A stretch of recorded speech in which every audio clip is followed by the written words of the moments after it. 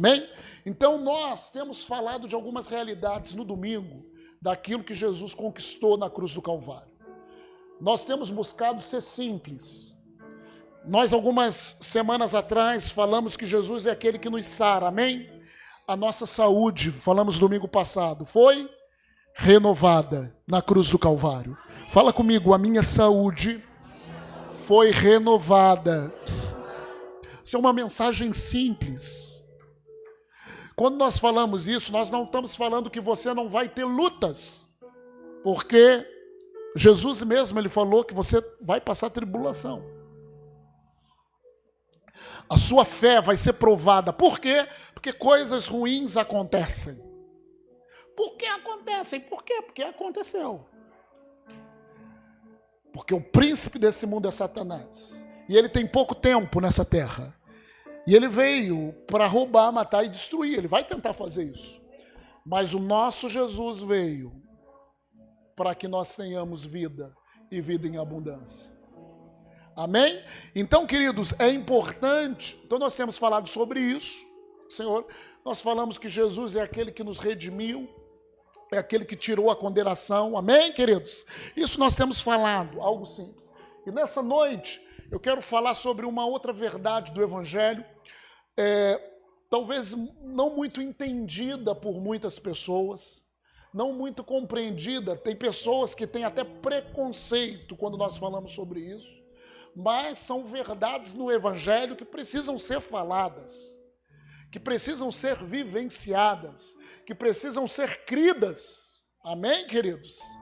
E nós vamos falar assim, rapidamente sobre isso, que em Cristo Jesus, entenda, quando Jesus ele nos fez em Adão, lá do Jardim do Éden, o Senhor ele criou um mundo maravilhoso. Diz lá a palavra na criação que tudo que ele fez era bom. Fala comigo, tudo que Jesus fez era bom. E antes dele fazer o homem, ele plantou um jardim e chamou ele de Éden, que significa lugar de delícias, que tinha tudo, toda a provisão necessária para o homem viver, tinha naquele jardim. E Deus colocou Adão e Eva ali. O nosso Deus, ele faz as coisas maravilhosamente. É um Deus abençoador. Tanto que Deus falou para Adão, Adão, de todas as árvores, de tudo que tem, você pode se alimentar. Então, querido, Deus é um Deus de abundância. Fala para mim, Deus é um Deus de abundância. Só que para que Adão vivesse nessa abundância, ele tinha que obedecer a Deus. Nós temos falado todo domingo isso. Ele tinha que ter a escolha de amar a Deus, servir a Deus, e a escolha de desobedecer a Deus. E ele escolheu desobedecer a Deus. E quando ele desobedeceu a Deus, querido, teve consequências da desobediência dele. Uma delas, como nós acabamos de orar, foi a doença, a morte. Deus não criou o homem para morrer. Deus criou o homem para viver eternamente, uma vida de paz. Mas o homem desobedeceu. E porque desobedeceu, Satanás se tornou o príncipe desse mundo e houve consequências da desobediência. Qual consequências? Uma delas é as enfermidades, as pestes, as doenças. Só que Jesus veio há 2000 anos atrás para tomar a chave da morte e do inferno das mãos de Satanás. Para que nós, através do segundo Adão, que é o Jesus Cristo, quando nascêssemos de novo, quando nos enchêssemos do Espírito Santo, nós vivêssemos uma vida aqui na terra, como Jesus viveu.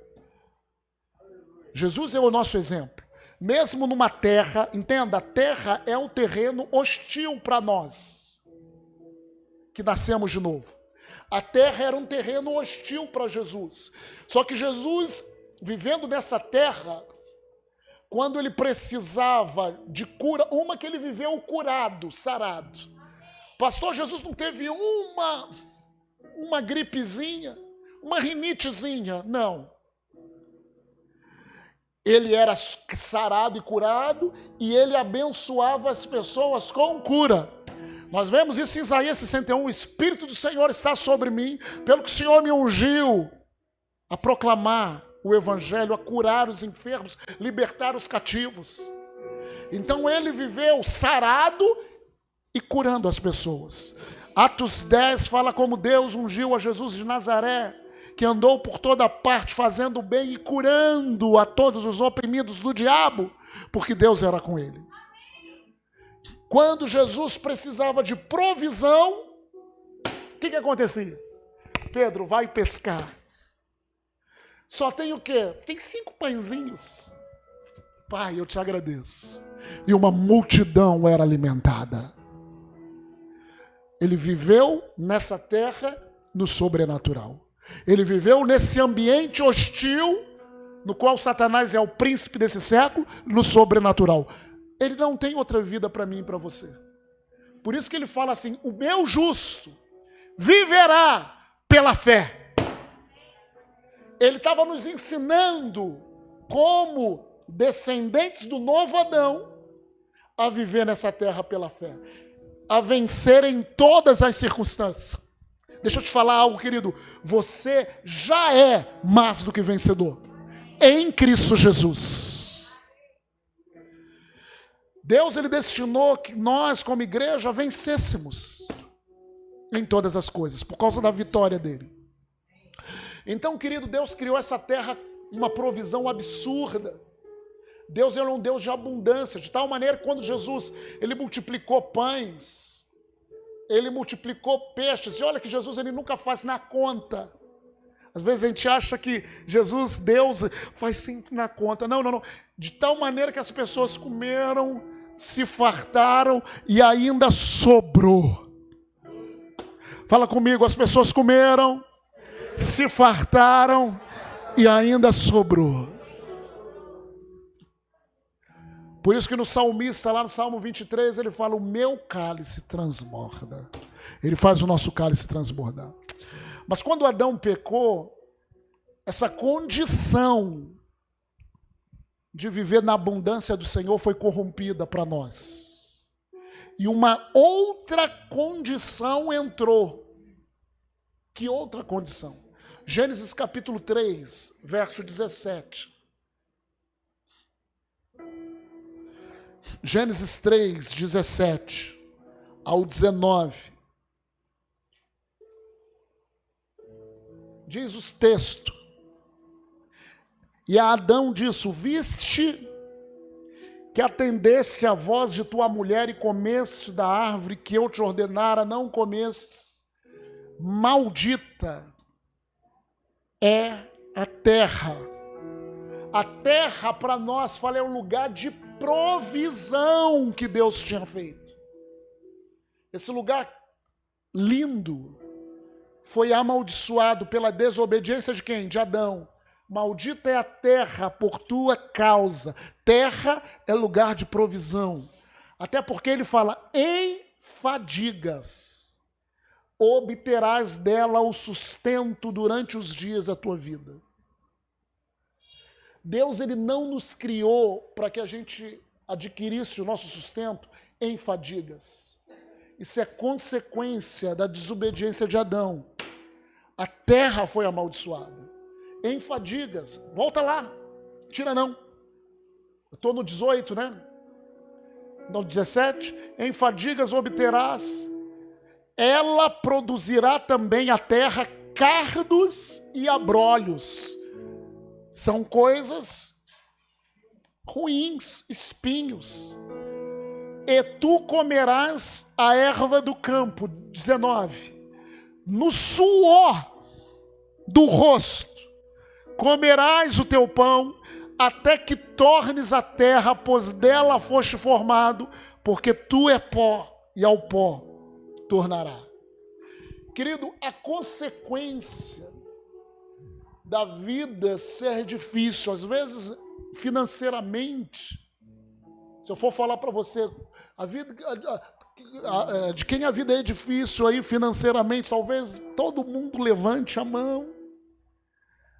Talvez nesse ano mesmo você esperava algo acontecer e algo não aconteceu não legal, muitos perderam o emprego, muitos passaram situações, no suor, pastor, você não sabe, eu trabalho de segunda a domingo. Tem pessoas, por exemplo, que estão no trabalho, mas nós temos que entender que isso é fruto de uma maldição, de uma desobediência de Adão.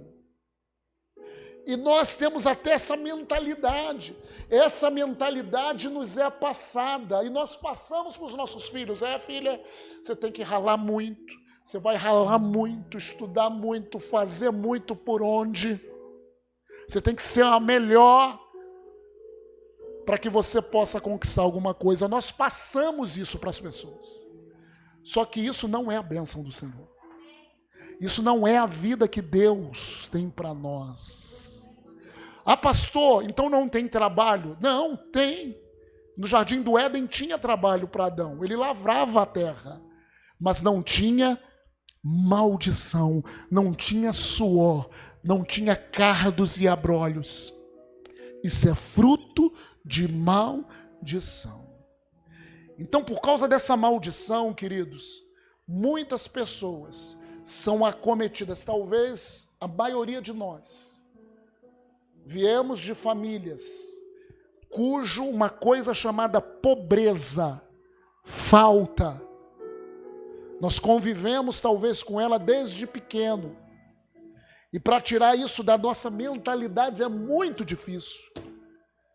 É muito complicado. Talvez eu e você escutamos, olha meu filho, você, o que você quer ser? Você não vai ser ninguém. Seu pai foi assim, seu avô foi assim, você vai ser assim. Quem é você? E nós vemos a situação do nosso país, muitas pessoas passando dificuldades, muitas pessoas não tendo o que comer, muitas pessoas tendo muitas dificuldades financeiras. Só que o que eu quero falar para você nessa noite, que no começo não era assim. Isso nunca foi plano de Deus para a minha vida, para a sua vida, para a vida do filho e da filha de Deus. Nunca foi! O plano de Deus para as nossas vidas sempre foi uma vida abençoada, uma vida próspera, uma vida que vai progredindo em todas as áreas. Área financeira, área familiar, em todas as áreas. Na saúde. Essa condição de pobreza foi uma condição por causa da desobediência de Adão. E nós nascemos nisso. As dificuldades econômicas são resultado de um problema mais profundo do que a falta de dinheiro. Que problema é esse? Mais profundo. A separação do homem de Deus. Eu vou falar novamente. As dificuldades econômicas, isso eu não estou falando na sua vida especificamente, na vida da raça humana. Amém? As dificuldades econômicas é um problema mais profundo. Que problema mais profundo? O homem se separou de Deus por causa do pecado. Deus foi aquele que criou a abundância, criou um lugar para que o homem vivesse e fosse muito próspero.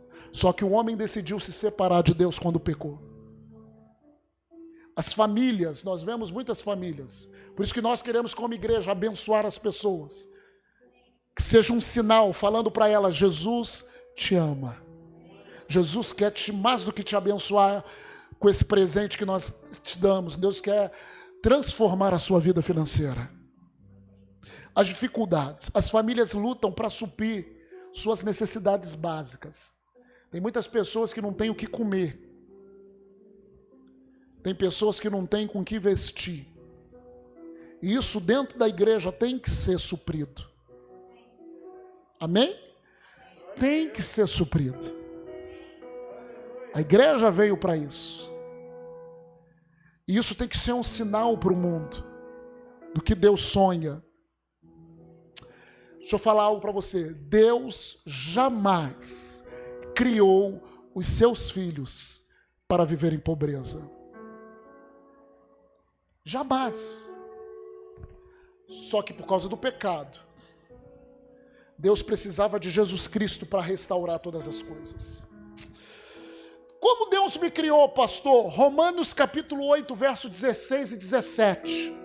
Olha como Deus nos criou. Romanos 8, 16 e 17. Romanos 8, 16. O próprio Espírito testifica com o nosso Espírito que somos filhos de Deus. Passa. Ora, se somos filhos de Deus, somos também herdeiros de Deus e co-herdeiros com Cristo. Deus nos criou. Você nasceu de novo. Hoje você é um filho, uma filha de Deus. E Deus te criou para ser herdeiro de Deus. E co-herdeiro de Deus com Cristo. Co-herdeiro com Cristo, que foi o primogênito. Agora eu pergunto para você, o que o herdeiro faz para receber uma herança? Responda-me, o que um herdeiro faz para receber uma herança? Imagina, se o Jorginho é meu pai, tem cara, né? É um pai muito rico. O que eu fiz para receber a herança dele? Eu nasci como filho. Eu só nasci como filho. O que um herdeiro como filho de Deus faz para receber a herança do Pai? Nós nascemos de novo. Outrora eu tinha que viver na pobreza, na falta, na miséria. Do suor do seu rosto comerás, em fadigas. Mas agora nós nascemos de novo. E porque nós nascemos de novo, eu estou aqui como profeta para falar para vocês. E porque você nasceu de novo, você, meu irmão e minha irmã, é herdeiro de Deus em tudo e co-herdeiro com Cristo. Essa é a nossa condição. Agora, o problema, querido, é um condicionamento mental errado que nós temos. O problema nosso nessa área de finança é um condicionamento errado que nós somos pelas nossas experiências. Tudo na nossa vida sempre foi muito difícil, pastor. Minha vida sempre foi muito difícil. E tem gente que a justiça própria fica lá em cima. Eu lutei, eu consegui. E se você não conseguiu, o exá é teu. Vê? Muita gente assim. Mas em Cristo, querido, primeiro que não é na nossa força, é por sermos herdeiros. Esses são os padrões. Então o problema é que nós temos um condicionamento mental errado em todas as áreas, nessa área de finanças. Primeiro condicionamento errado, eu anotei aqui que eu não quero me perder, eu preciso falar isso para vocês. Alguns ensinos religiosos afirmam, primeiro, dentro da igreja de Cristo, que a escassez financeira é da vontade de Deus. Deus precisa que você fique humilde. Então, para você ficar humilde, Deus vai te dar uma escassez financeira. Você vai passar fome um pouquinho, filho. Você vai comer o pão que o diabo amassou. Mas é Deus para te deixar humilde. Isso, irmãos, está nas igrejas. Esse não é teu Deus. Esse não é teu Pai. O povo da igreja entende que o sofrimento, e o sofrimento é um tipo de obra de Deus para que me torne mais humilde, para que quebre o meu orgulho. Ah, Deus não dá asa à cobra, Larissa. Quem você quer ser? Não, Deus não dá asa à cobra. Nós falamos isso. Deixa eu cortar suas asinhas. Chamando a Larissa de cobra, ainda fala, né? Nós falamos isso. a nossa mente, em que Deus criou abundância para todos os seus filhos. Uma herança para todos os seus filhos. Agora é interessante que nas igrejas fala que o dinheiro, não, nós não devemos buscar o dinheiro, nós não devemos buscar o dinheiro, não, a prosperidade, que é muito mais do que dinheiro. Entenda que eu não estou falando só de dinheiro, prosperidade é muito mais do que o dinheiro. Nós não devemos buscar isso, nós não devemos falar isso para sermos humildes. Mas as mesmas pessoas que falam isso são pessoas que naturalmente estão ralando para se formar na faculdade, estão ralando para passar no concurso público, estão trabalhando de segunda a segunda. A pergunta é: para quê? Por causa do vil metal. Porque há uma mentalidade que para nós alcançarmos alguma coisa, nós temos que suar, ralar. Sim, o homem natural precisa ralar, mas eu e você nascemos de novo.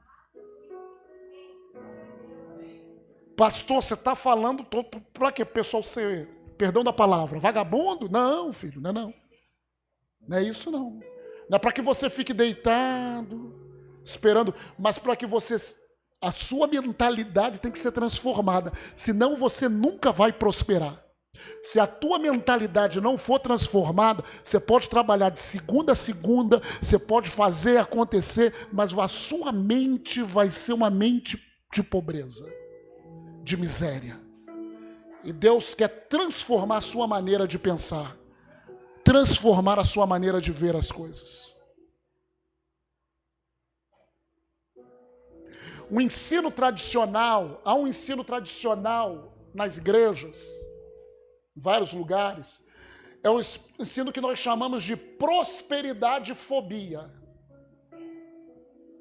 Fala comigo, prosperidade fobia. Fobia é uma palavra que é medo. É um ensino que passa no povo medo de prosperar. Se você for prosperar, você vai ficar muito orgulhoso. Esse ensino, é como eu falei, enfatiza algumas exortações sobre a prosperidade, que os crentes começam a associar pobreza com espiritualidade. Você ser muito espiritual é ser muito pobre. Não, pastor, mas eu conheci uma irmãzinha lá, que revela tudo para todo mundo, mas tem uma vida assim humilde. Aí a pergunta: o que você quer falar com humilde? Nós falamos que humildade é falta de recurso financeiro. Nunca foi. Pode ter pessoas que não têm nenhum recurso financeiro e é extremamente no coração soberba. Se tiver, ele passa por cima de todo mundo. E existem pessoas com recursos financeiros, mas no coração é humilde. Humildade é a capacidade de você aprender de Deus. É simplicidade de coração. A pobreza que nós temos que ter é a pobreza no coração, no sentido de ter um coração ensinável. Só que pessoas acham que é isso. Espiritualidade. Cria um medo da prosperidade que tem atrapalhado a divulgação das boas novas do Evangelho. Que Jesus, na cruz do Calvário, restaurou a nossa condição de abençoado. E por que isso atrapalha também a divulgação do Evangelho? Porque, querido, Deus ele colocou a igreja para pregar o Evangelho para toda a terra, amém? A questão é que isso custa dinheiro também, filho. Ou você acha que não? Por isso que Deus ele quer renovar essa mentalidade para mim e para você, para que nós possamos entender que Deus quer nos dar recursos nessa terra, para que nós possamos investir no reino de Deus, investir em vidas, abençoar vidas, e através dessas bênçãos, as pessoas possam glorificar a Deus. O problema, querido, é que existe uma pregação de prosperidade também no meio evangélico, por isso que as pessoas ficam até arrepiadas, fora da perspectiva do Senhor, fora do propósito do Senhor. Aí há uma pregação também que fala que todo crente tem que ser milionário. que o quanto você tem na tua conta corrente significa se você é abençoado ou não. Isso aí é furada. Não é isso. Isso é alimentar um coração avarento. Então há uma perspectiva que precisa ser mudada. Por exemplo, Salmo 39, 6. Bota aqui Salmo 39, 6. Há uma mentalidade que é uma perspectiva errada. Que fala assim: com efeito passa o homem como uma sombra, em vão se inquieta, amontoa tesouros e não sabe quem os levará. Há uma mentalidade que você tem que amontoar tesouros nessa terra. E a finalidade da prosperidade bíblica não é essa, se amontoar tesouros nessa terra. Claro que você vai usufruir do melhor do Senhor, você vai comer do melhor dessa terra, mas a prosperidade nunca é essa, nunca foi essa. Lucas 12, verso 21. Lucas 12, 21.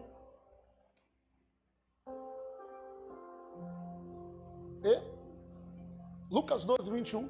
Assim é o que entesoura para si mesmo e não é rico para com Deus.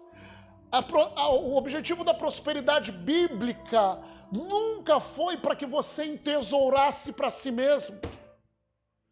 E você batesse no peito e falasse: eu tenho uma casa, 2 casas, 3 casas, 1 carro, 2 carros, 3 carros, 1 negócio, 2 negócios. Não, nunca foi isso. O objetivo da prosperidade também nunca foi, a gente tem que ter cuidado com isso, porque ela fora da perspectiva correta de Deus, ela te engana. Mateus capítulo 13, verso 22. Mateus 13, 22, muitas pessoas não recebem a palavra, que é a semente de Deus. Por quê? Mateus 13, 22, o que foi semeado entre os espinhos é o que ouve a palavra. Porém, os cuidados do mundo e a fascinação das riquezas sufocam a palavra e fica infrutífera. Você tem que ter uma perspectiva correta também de prosperidade, que a riqueza, o ganho não pode te fascinar a ponto de você abrir mão do propósito de Deus para a tua vida. O dinheiro não pode me comprar, irmãos, nem a você. Como que é uma pessoa saudável em Deus? É aquela pessoa que é abençoada financeiramente, mas se Deus fala assim: pastor, dá o seu carro para a obra, meu carro para a obra. Dá tanto, minha vida para a obra. Abre mão disso, abre mão disso. Isso é prosperidade bíblica. E muitos estão correndo atrás para juntar dinheiro, e dentro desse correr atrás, já não serve ao Senhor como servia, já não busca como buscava, já não prioriza a vida como igreja, como priorizava. Então a gente tem que ter cuidado isso. Tem que colocar essa prosperidade na perspectiva correta. Porque 1 Timóteo 6,10, ele fala algo muito interessante. 1 Timóteo 6,10. 1 Timóteo 6,10. O amor do dinheiro é a raiz de todos os males. Aí, pastor, você está falando que Deus quer nos abençoar, mas aí fala que o dinheiro é a raiz de todos os males. Não, não é o dinheiro. É o amor ao dinheiro. Não é o dinheiro que é a raiz dos males. É quando eu deixo de amar a Deus. Você pode amar ao dinheiro sem ter dinheiro. Mas você está correndo atrás de tal maneira que a tua posição, o que você quer, está em primeiro lugar, não Deus. Então você está amando o dinheiro, mesmo sem ter. Às vezes nós pegamos o nosso dedo e acusamos: poxa, Isaac tem posses mais do que eu, você poderia repartir. E quem acusa, muitas das vezes, não tem a coragem de repartir o que tem. Ainda fala assim: Isaac tem muito, não reparte. Quando eu tiver o que o Isaac tem, eu vou repartir. Mentira! Se nós não repartimos com o que temos hoje, você pode ter 10 reais aí, filho. Se você não tem coragem de repartir os seus 10 reais, você nunca vai ter coragem de repartir quando tiver 100 mil. Porque a gente faz do pouco. Se a gente não é fiel ao pouco, isso quem diz é a palavra. Se nós não somos fiéis no pouco, nunca vamos ser fiéis no muito. Nunca! Nunca. Mas o que o Evangelho nos ensina sobre prosperidade, sobre a bênção do Senhor? João capítulo 10, queridos, nós já lemos aqui, o diabo veio para roubar, matar e destruir, mas Jesus fala, eu vim para que vocês tenham vida, e vida em abundância. 1 João capítulo 3, verso 8, a parte B. 1 João capítulo 3, verso 8. Passa. Para isso se manifestou o Filho de Deus, para destruir as obras do diabo. E uma delas é pobreza.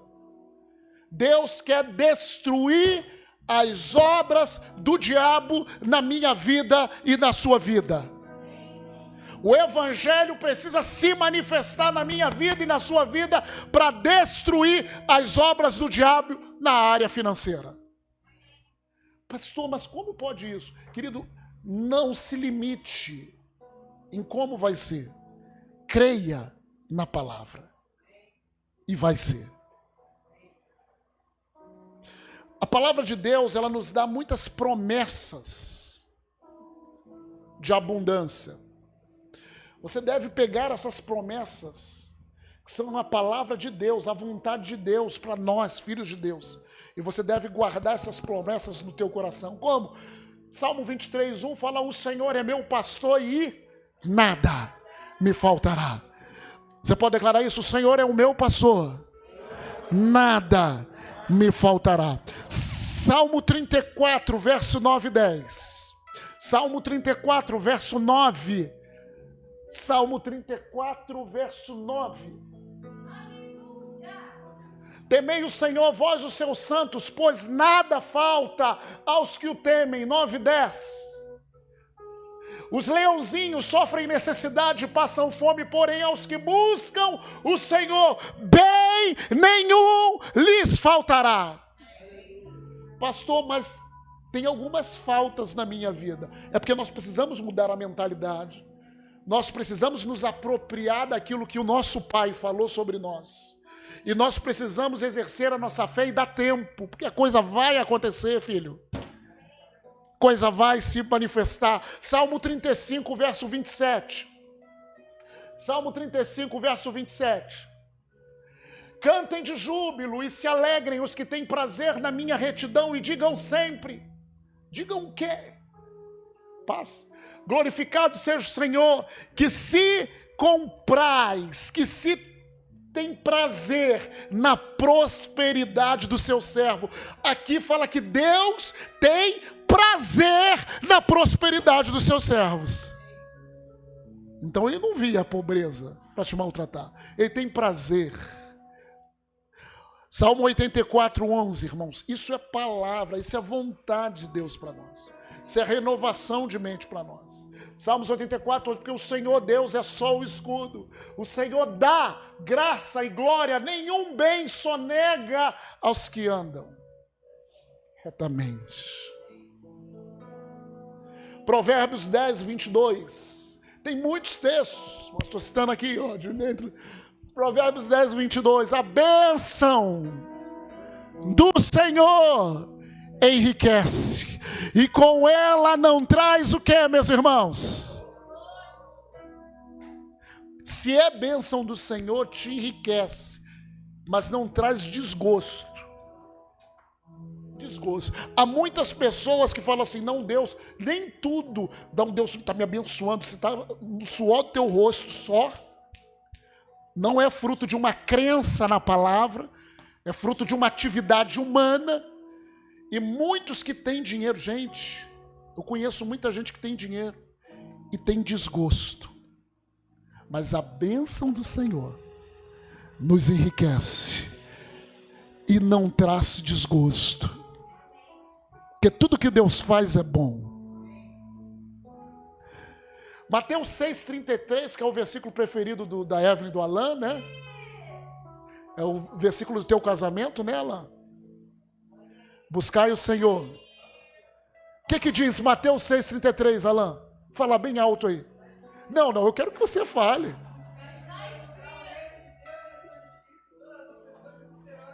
Uau! Vamos ler junto, buscai. Em que lugar? Se não for primeiro, querido, não funciona. O quê? O reino de Deus e a sua justiça, e todas as demais coisas vos serão acrescentadas. Uau! Marcos capítulo 10, verso 29 e 30. Marcos 10, 9. Marcos 10, 29 e 30. Marcos 10, 29 e 30. Tornou Jesus, em verdade vos digo, que ninguém há, isso está referente a nós, discípulos, que tenha deixado casa, irmãos, irmãs, mãe, pai, filhos, campos, posses, por amor de mim e do Evangelho, que não receba já no presente, não está falando da eternidade, está falando já, agora, o cêntuplo de casas, irmãos, irmãs, mães, filhos e campos, com perseguições. Diz glória a Deus, igreja. Pastor, eu não quero a perseguição, querido, bem-vindo. Jesus foi perseguido, você não acha que não vai ser? Mas a bênção do Senhor vai estar sobre a sua vida. E no mundo por vir, a vida eterna. Filipenses 4,19. O meu Deus, segundo as suas riquezas, há de suprir em Cristo Jesus cada uma das minhas necessidades. A prosperidade foi restaurada. Pastor, como eu tenho essa prosperidade na minha vida? Qual é a condição agora? A condição é ouvir o Evangelho e crer.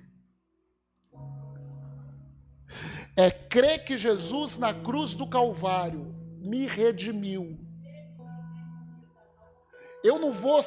As coisas não vão dar certo na minha vida pelo meu esforço. As coisas dão certo na minha vida porque eu creio que Jesus me redimiu. Isso não significa que não vai ter trabalho, que não vai ter estudo, que não vai ter um direcionamento prático para a tua vida, mas que a condição das coisas darem certo na minha vida não é o meu muito esforço, não é o meu muito suor, é a minha muita crença na palavra do Senhor. É eu crer que em Cristo eu sou próspero, abençoado, redimido. Pastor, mas você só tem uma calça, você só tem R$1, o bolso está assim. Eu não tenho 20 aqui, não posso. O bolso está assim, pastor. Como é que você fala em prosperidade? A prosperidade não está aqui. Primeiramente, a prosperidade está aqui. A partir daqui, do seu interior, fluirão rios de águas vivas. Para de falar que você é um pobre coitado. Para de falar que você não pode. Porque a Bíblia fala que você pode todas as coisas. Os cristãos podem, os filhos de Deus podem ter fé para se apropriar da riqueza que Deus nos deu. Os filhos de Deus podem ter fé para ter o estilo de vida que Deus preparou para que a gente tenha. E os filhos de Deus podem ter fé para usar o que tem a fim de cumprir o plano dele aqui na terra. Porque esse é o objetivo da prosperidade. Querido, nós temos que crer que Ele deseja que nós tenhamos bens materiais. Se você não crê, tem muita gente que tem uma mentalidade errada e fala uma declaração errada. Às vezes eu falo com pessoas, e aí, está estudando? Está fazendo? Estou. Ah, mas eu não quero muito não, pastor. eu quero só ter um pouquinho para minha... E quando a pessoa fala isso, na realidade, isso não é fruto de humildade, entenda isso. Isso é fruto de uma limitação mental. Que nós fomos criados assim desde que nós fomos pequenos. E nós achamos que isso é humildade. Não, querido. Não fale isso. Fale sempre. Eu vou ser aquilo que Deus sonhou para ser aqui nessa terra. Eu vou ter aquilo que Deus sonhou para que eu tenha aqui nessa terra. Porque a bênção de Deus não para em mim. Deus, ele pegou Abraão e falou: Abraão, sê tu uma bênção. Deus, ele fala a mesma coisa para nós. A bênção das pessoas depende de você mudar a sua mentalidade a respeito de você. Aleluia! Como que eu recebo essas bênçãos? Eu tenho que receber pela fé a palavra, eu tenho que confessar a palavra na minha vida nessa área, publicamente, não ter vergonha de confessar. A Bíblia diz em Romanos 1,16, eu não me envergonho do Evangelho. Eu não tenho vergonha de falar para Larissa, eu sou próspero, abençoado, rico. Está vendo a pessoa aqui mais rica de Magalhães Bastos. Aí ela olha, opa, olha para o meu carro, olha para a minha casa. Não estou falando essa riqueza, estou falando da riqueza do céu. Pessoa mais rica, que crê na bênção do Senhor na minha vida. Você também tem que crer. Eu tenho que ter coragem de confessar o que Deus fez para mim na cruz do Calvário, na presença de todos. E eu tenho que ter uma expectativa que a bênção se realize na minha vida. Isso é fé. Se você não tem nenhuma expectativa que algo aconteça sobrenatural na sua vida nessa área, nunca vai acontecer.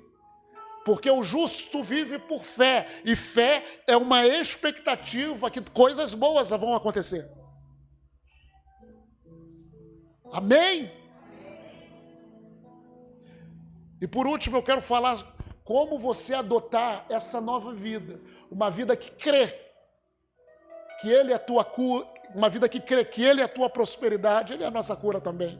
Que Ele é a tua prosperidade, que a prosperidade não vem simplesmente do teu esforço humano, que o esforço humano simplesmente é fruto de maldição, que a pobreza é fruto de maldição como um todo. Entenda, querido, imagina que Deus criou crianças para morrerem de fome. Você acredita nisso? Você acredita que Deus criou crianças para morrer de fome? Isso não é de Deus, é do diabo. E tem muitas pessoas incrédulas que falam assim, como que Deus é Deus que pode deixar? Querido, Deus não deixou. Deus deu autoridade para Adão. Deus é um Deus que Ele é legal. Ele deu autoridade para Adão. Adão, toma aqui, toda a autoridade está para você. Só que você faz o que você quiser, Adão. E ele fez o que ele quis. Desobedeceu a Deus e entregou a autoridade dessa terra para o diabo. E o diabo, a partir de então, veio matando, roubando e destruindo.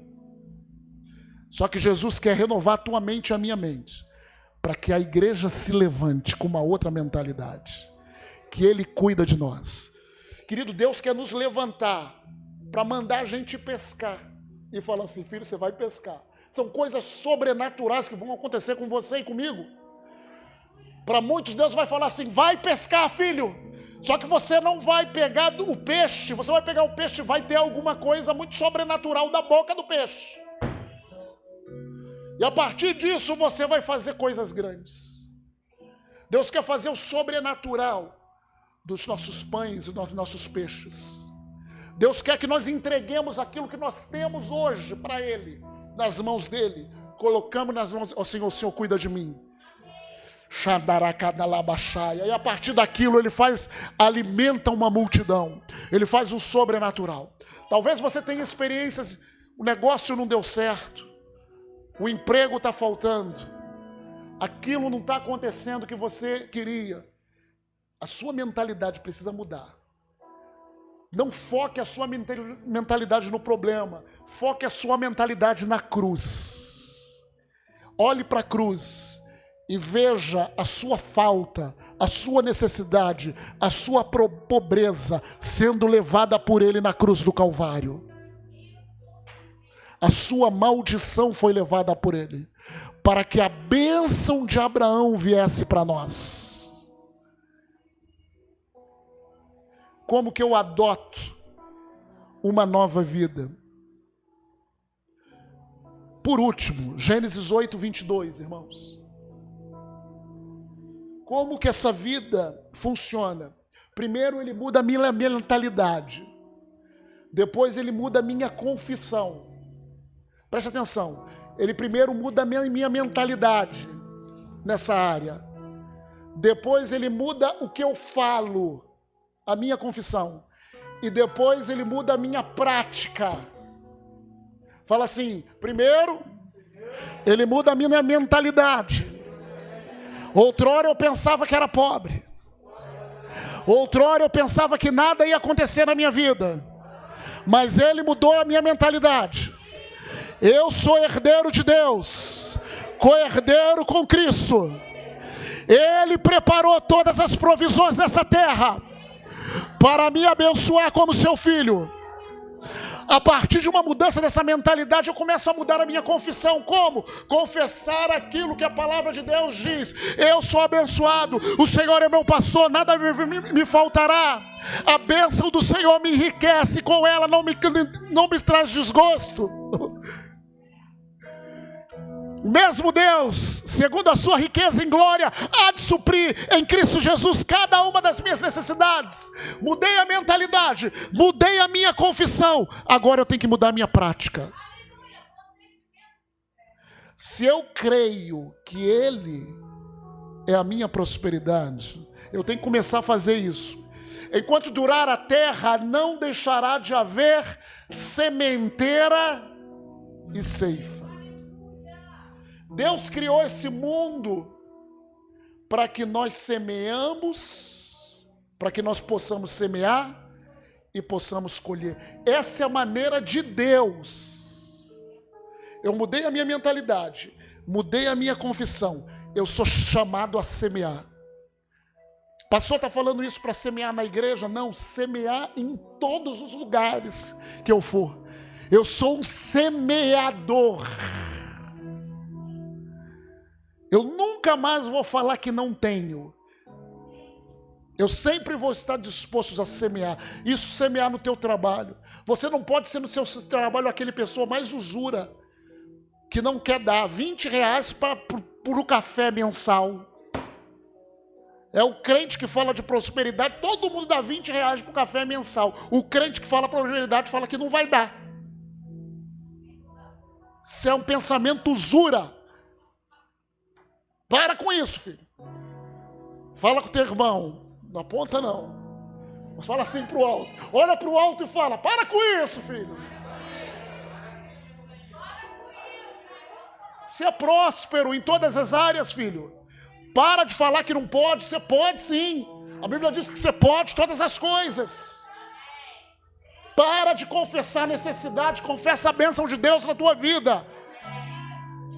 Ah, não, eu não posso ir naquele lugar, não. Tem não. Quem te diz? Quem te diz? Eu aprendi com um pastor, bem amigo meu, que já está com o Senhor. Foi importantíssimo na minha caminhada.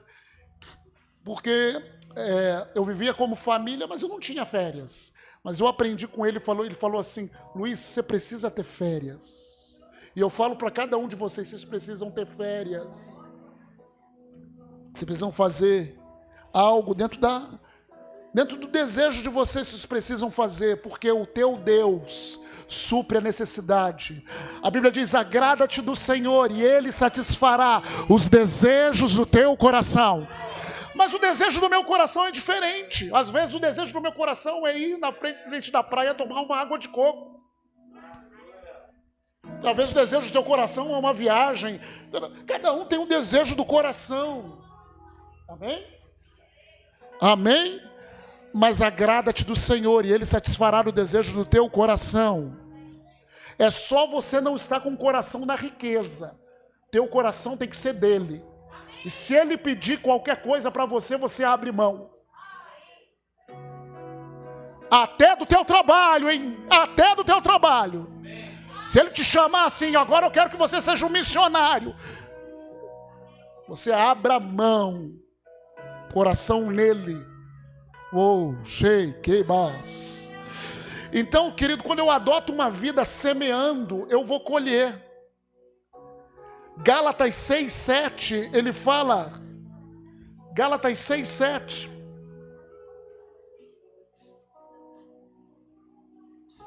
Não vos enganeis, de Deus não se zomba, pois aquilo que o homem semear, o que vai acontecer? Aquilo que o homem semear, isso também ceifará. Então, quando eu adoto uma vida de semear e de colher, primeira coisa que eu tenho que entender: depois que eu plantar alguma coisa, eu vou colher aquela mesma espécie de coisa. Se eu planto finança, se eu planto bênção de Deus na vida da igreja, na vida do reino, na vida das pessoas, eu vou colher isso. Aquilo que eu semear, isso também eu colherei. E o segundo princípio de semear e colher, nós temos que entender 2 Coríntios 9:6, é a última coisa.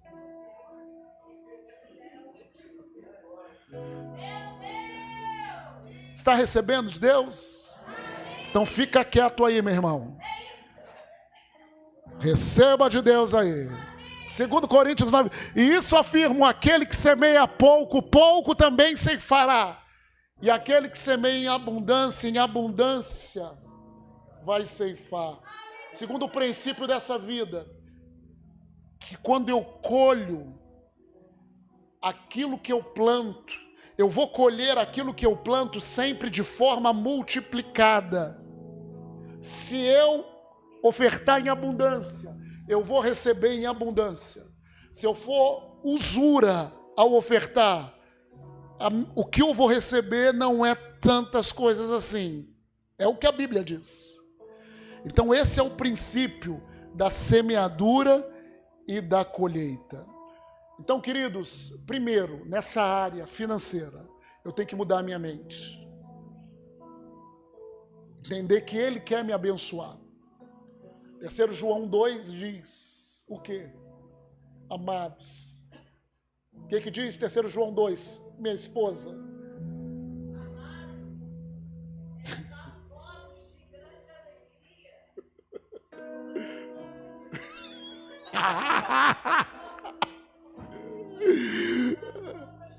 Assim como é próspera a tua alma. Deus, Ele deseja a nossa prosperidade.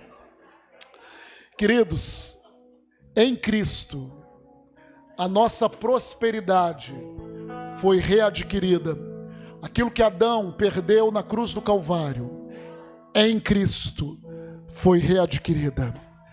Agora, não mais com esforço, com suor, mas o caminho da prosperidade para o Filho de Deus é outro. É uma renovação de mentalidade.